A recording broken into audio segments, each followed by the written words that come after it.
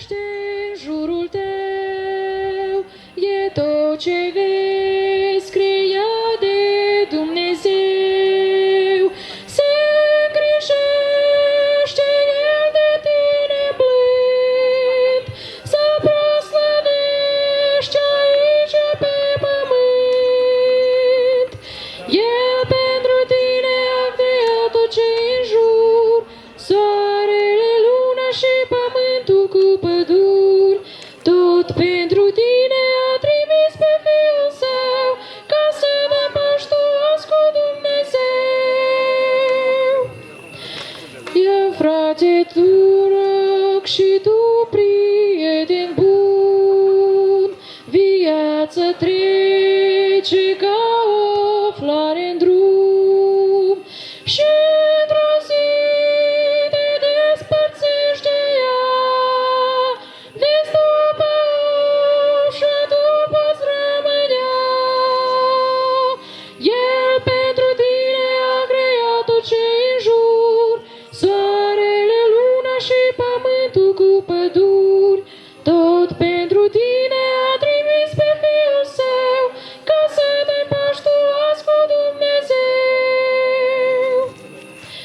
Iar dacă ușă tu dorești să treci, de tot trecutul tău să te dezlegi, curat și sfânt viața să-ți trăiești, căci Domnul vrea cu El să locuiești.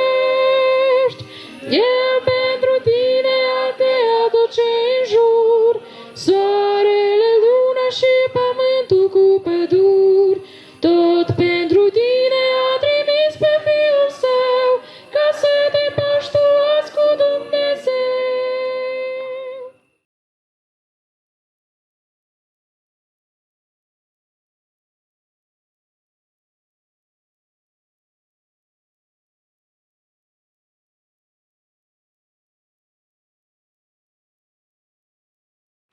Dacă să încep de la aceea cum veneam la adunările de tineret, în scurt o să vă povestesc că a trebuit, pe vremea aceea nu puteai să te duci, nu puteai să te duci, că dacă securitatea auzea că în pădure la Cemișeni va fi adunare de baptiști, numai decât era înconjurat de poliție și nu mai puteai veni aici.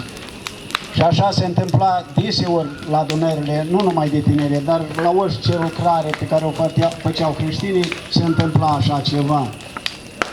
Dar trebuia totuși cumva să ajungă acolo tineretul sau chiar și vârstnicii, cine trebuia să fie acolo la adunările celea.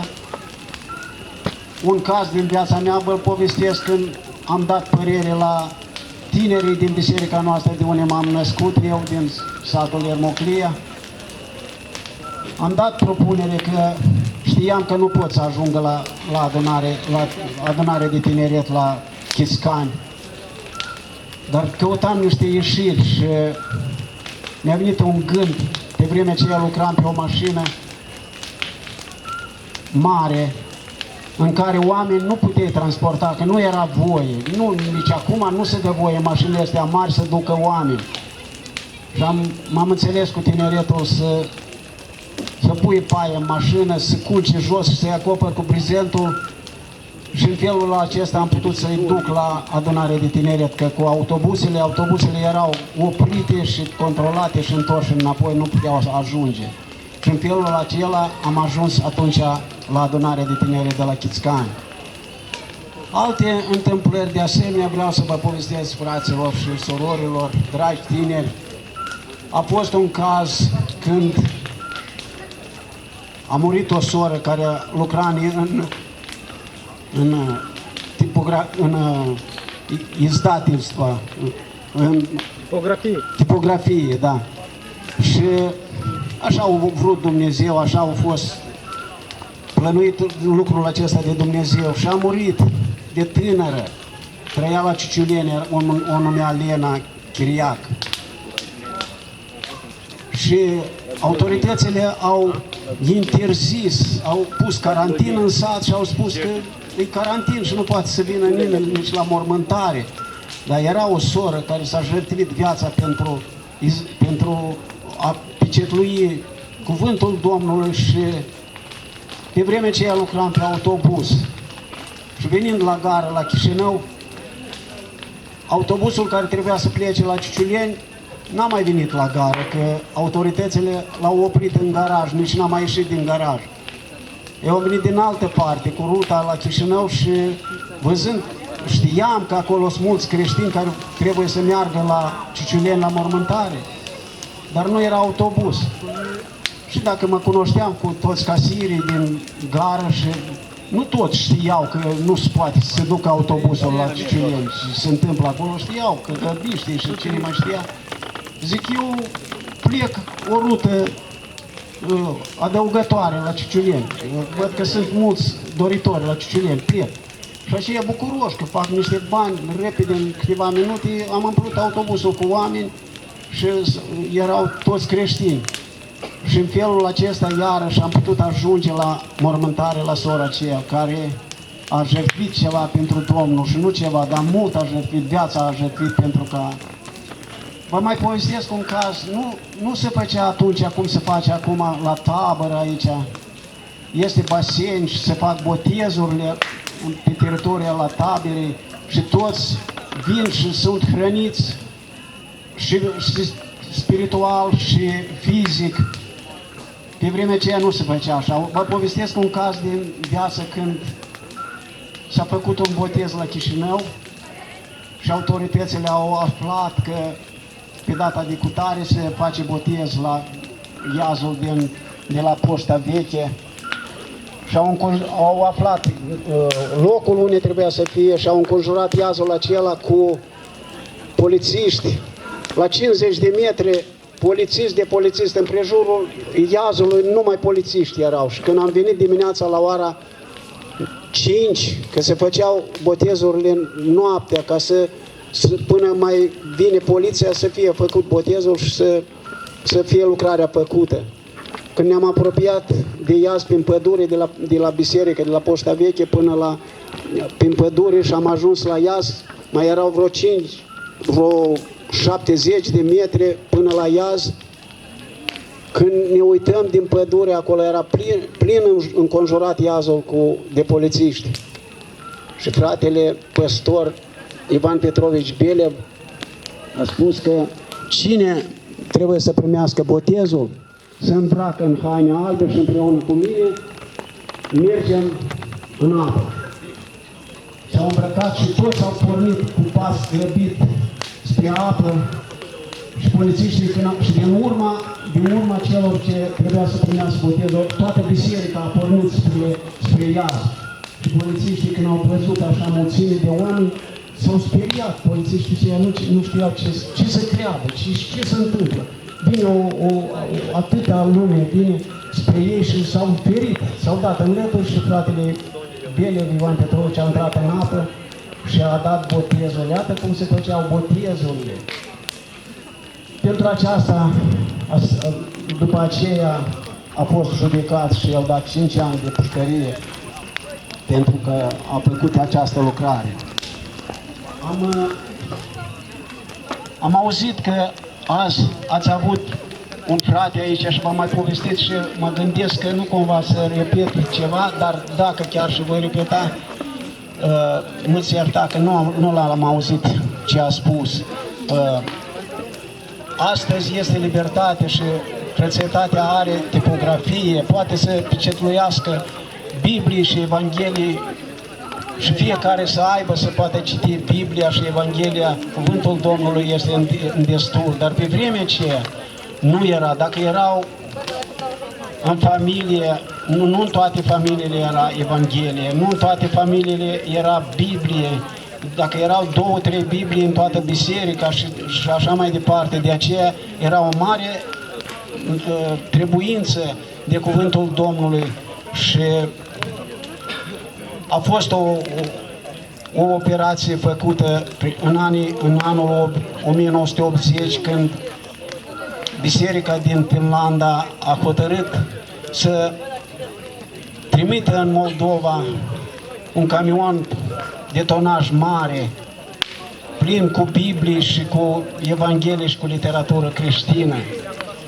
Și Dumnezeu a binecuvântat mașina și șoferii și din Pilanda a ajuns până în Chișinău, adică aproape de Chișinău, și a trecut și vama și tot n-au observat că în mașină sunt atâtea cărți care erau interzise pentru Uniunea Sovietică. În Uniunea Sovietică nu se dădea voie să se rostească cuvântul Biblie, nu să mai să împarți prin lume aceste Biblii. Și venind mașina aceasta, a trebuit, frații ne-au rugat, cine este gata să meargă la această lucrare ca să descărcăm aceea mașină, și am plecat 5 frați cu 5 mașini mari, nu-i vorba de mașini limuzine mici, dar mașini de tonaj mare, de 10, de 15 tone, Kamaz și Ziluri. Așa mașini au venit să descarce aceea mașină. 5 mașini și am descărcat-o. Și după ce am descărcat-o, am pornit fiecare în drumul lui să ducem la descărcat, să descărcăm încărcătura, dar Dumnezeu a dat voie ca, așa a fost planul lui, să fim opriți de poliție. Și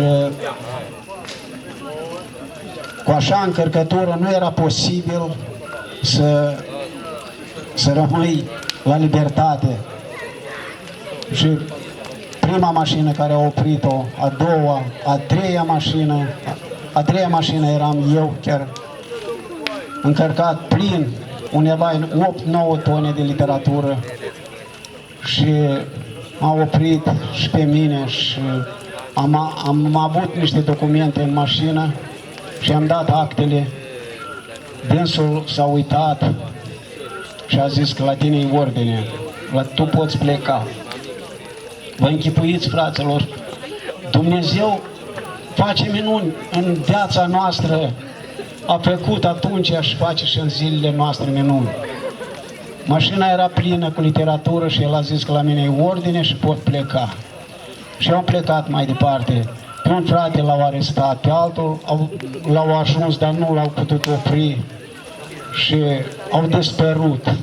Toate mașinile în afară de una. Toate mașinile au dispărut și au ajuns la descărcat, dar o mașină a fost arestată, descărcată și literatura a fost nimicită. Acestea au fost vremurile din tinerețea mea, când eram tânăr, dar pentru a face această lucrare a fost nevoie de oameni care știam că plecând la așa operații, nu știam dacă ne întoarcem, că dacă ne prindea în seara aceea, a dăuza, eram la pușcărie, că nu se dădea voie așa ceva să se întâmple în Uniunea Sovietică. Așa că, dragi tineri, socotiți că ați avut o mare binecuvântare între acest veac 21, să puteți în tabără, să ascultați, să primiți botezul, să vă împăcați cu Dumnezeu, căci va veni o zi când nu vor mai putea. Vor alerga de la o margine a pământului la cealaltă, să audă, să se împace cu Dumnezeu și nu va fi posibil. Acum cât e posibil, nu pierdeți momentul.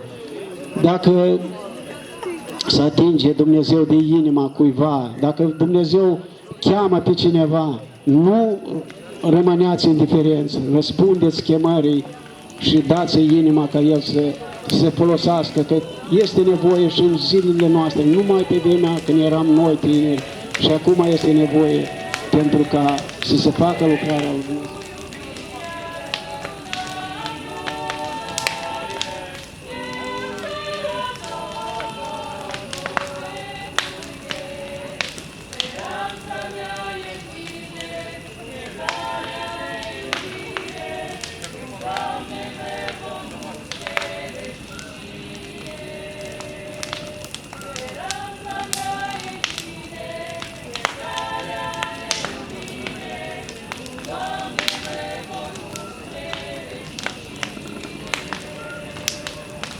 Amin. Deci întrebarea sună în felul următor. Este o întrebare de care de mult mă gândesc: dacă Dumnezeu a creat lumina, cine l-a creat pe El? Sau El a trăit și a fost dintotdeauna? Deci cineva se întreabă, dacă Dumnezeu a creat lumina, cine l-a creat pe Dumnezeu? Și răspunsul meu este: nimeni nu l-a creat pe Dumnezeu. Și întrebarea voastră este: de unde a apărut Dumnezeu? Și răspunsul meu este: nu știu. Și să știți că e bine că noi nu știm o grămadă de lucruri. Imaginați-vă că noi nu am avea nevoie de căldură. Cine ar mai face focul? Imaginați-vă că noi nu am avea nevoie de hrană. Ce s-ar vinde în magazine? Imaginați-vă că noi n-am avea nevoie de părtășie. N-ar fi întâlnirile acestea. Deci nevoile noastre ne mișcă să fim împreună, să ne încălzim, să mâncăm și așa mai departe. Dacă nu ar fi întrebări, n-am venit la Dumnezeu. De aceea să știți că e bine că noi nu știm toate lucrurile. Iar Cel care știe toate lucrurile e Dumnezeu. Și atât timp cât Dumnezeu ne descoperă nouă o grămadă de lucruri, iar o grămadă de lucruri nu ne le descoperă, ne ține dependenți de El. Apoi, al doilea lucru la care vreau să atrag atenția. Să știți că uneori ne putem împiedica pe marginea acestui subiect, că vrem tot timpul să fim curioși de lucrurile care Biblia nu vorbește. Și diavolul vine și ne șoptește la ureche: vezi că nu știe nici fratele păstor, nici mama, nici bunelul, nici primarul de la primărie. Deci dacă nu știu, nu există Dumnezeu. Nu acceptați astfel de gânduri. Pentru că în mod intenționat Dumnezeu ne-a creat limitați pentru ca noi să fim dependenți de El. Dacă citim fericirile din Predica de pe munte, din Evanghelia după Matei, capitolul 5, vom găsi acolo un cuvânt sau un verset care spune: ferice de cei săraci în duh, căci a lor este împărăția cerurilor. Cum adică? Adică permanent să vin la Dumnezeu și să spun: Doamne, astăzi vreau să stau din nou în prezența Ta. Dar ai stat și ieri. Păi ieri am stat, dar nu-i suficient. Tot sărac sunt. De aceea am nevoie de Tine permanent. Dacă noi am ști toate lucrurile, noi nu mai venim la Dumnezeu. Dacă noi am putea toate lucrurile, noi nu mai venim la Dumnezeu. Dacă noi ne-am mântuit singuri, noi nu avem nevoie de Hristos. Dar pentru că nu putem multe lucruri, pentru că nu știm multe lucruri, venim la El. De aceea, ferice de voi, ferice de mine, ferice de noi, că nu știm foarte multe lucruri.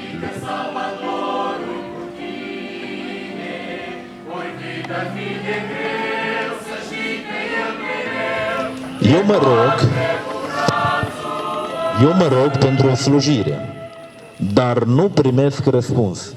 De ce? Dacă nu mă rog pentru ceva rău. Deci o persoană întreabă: eu mă rog pentru o slujire în biserică, dar nu primesc răspuns. Și întrebarea se accentuează și în modul următor: nu e ceva rău, deci nu e o slujbă rea. Probabil fratele sau sora se roagă pentru ca frate predicator sau ca soră în cor sau cine știe ce, slujire în biserică sau în afara bisericii. Dragii mei tineri, răspunsul este în modul următor. Să știți că noi uneori Dumnezeu nu ne dă răspuns nu pentru că lucrul care îl cerem e rău, ci pentru că nu e vremea potrivită să primim lucrul acela. Băiatul meu de la vârsta de 5 ani îmi cerea să conducă mașina singur. Vă întreb eu, dacă îi dădeam să conducă mașina, unde mai era băiatul meu sau mașina? Și când îi spuneam nu, se uita la mine, plângea și se supăra. Și dacă în fracțiunea aceea de secundă îl întrebați cum e tata, pe inerție, pentru că e fire, spunea că tata e rău. Rău eram eu? Nu. Dar a trecut ani și acum are 13 ani și când ne ducem la câmp spun: sui la volan. Dar nu-mi dai voie să mă duc în oraș singur. Nu, chiar dacă poți merge. Nu ai permis. Deci toate lucrurile vin în viața noastră cu îngăduință de Dumnezeu. Slujirea poate fi bună, dar eu încă să nu fiu pregătit pentru slujirea aceasta. 2. Uneori noi nu primim răspuns pentru că nu-l așteptăm în maniera care vrem să-l așteptăm. Odată cineva s-a rugat și a spus așa: Doamne, nu vezi că este greu, nu am bani, nu am cu ce să-mi hrănesc copilul. Fă o minune, că ai făcut în vechime minuni. Fă o minune și trimite-mi bani. Și s-a rugat chiar în modul acesta și a spus: Doamne, dacă aș avea 100 de euro mi-ar fi suficient. Dimineața a bătut cineva la ușă și a spus: soțul dumneavoastră e acasă? Da. Uite, avem o lucrare, o afacere pentru el. Dacă poate să muncească împreună cu noi, ar fi bine, îi vom achita. Și s-a dus betul bărbat și a muncit câteva zile și la sfârșit i-a dat 100 de euro. Însă vremea a trecut și familia aceea tot supărată și tristă era. Și a vizitat un păstor familia aceasta și a spus: de ce sunteți triști? Și la care soțul și soția a spus așa: pentru că Dumnezeu nu ne ascultă, ne-am rugat să ne dea 100 de euro și nu ne-a dat. Am așteptat minunea să cadă din cer. Și au povestit toată experiența. La care păstorul le-a spus: va da Dumnezeu. Cum? Păi v-a dat de lucru? Da. Ați câștigat bani? Da. Câți bani ați câștigat? 100 de euro. Păi maniera care ați așteptat-o să cadă din pod nu a fost. De aceea vă supărați pe Dumnezeu. Dumnezeu v-a dat 100 de euro, dar pe altă cale. Uneori voi vreți anumite lucruri și Dumnezeu nu vi le dă pe drumul acela, vă-l dă pe alt drum. De aceea voi trebuie să vă schimbați drumul, să vă schimbați atitudinea. Și al treilea și ultimul lucru vreau să spun atât. Noi uneori vrem ca să decidem sau să-i poruncim lui Dumnezeu care e slujba potrivită pentru mine. Dacă eu sunt înalt, cu toate că nu sunt medie, mijlociu. Și dacă aș fi înalt, dacă aș fi nu știu cum, aș vrea să fiu, să zic, dirijor sau să fiu președinte sau să fiu... Și să cer de la Dumnezeu lucrurile acestea care mi se pare că mi se potrivesc. Dar Dumnezeu spune: nu se potrivește pentru tine. La fel greșeala aceasta o fac fetele sau băieții când se roagă în perspectiva căsătoriei. Doamne, te rog să-mi dai un băiat să fie înalt, părul negru, ochi albaștri, să aibă mașină Mercedes, nu cumva BMW, Doamne, să nu te greșești. Să locuiască lângă oraș, nu la Trinca. Să fie așa și așa. Și punem niște condiții lui Dumnezeu și Dumnezeu ne trimite, iertați-mi expresia, un pârlit, dar bun la suflet. Poate nasul cârn și chel, dar cu omul acesta faci viață. Și tu te uiți la el și spui: pleacă de aici, că de 5 ani mă rog pentru Dumnezeu un băiat. Și apoi te superi pe Dumnezeu că nu-ți trimite băiatul înalt. De aceea niciodată să nu puneți condiție, nici în vremea căsătoriei, nici pentru slujire. Dumnezeu știe cel mai bine ce se potrivește pentru voi. Aceste 3 lucruri trebuie să le luați aproape de inimă și să vedeți dacă nu cumva dați greș într-o privință oarecare. Dar să știți că Dumnezeu vă dorește binele.